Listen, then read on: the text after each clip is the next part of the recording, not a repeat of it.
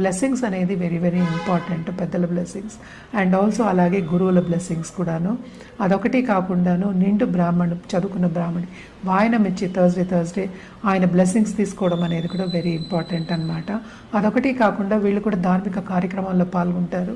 వాటికి విరాళాలు ఇవ్వడం కానీ లేకపోతే ఓ గురువు కింద వెళ్ళడం కానీ మనకి కనిపిస్తుంది. స్పిరిచువాలిటీ కూడా ఎక్కువ అవుతుందన్నమాట.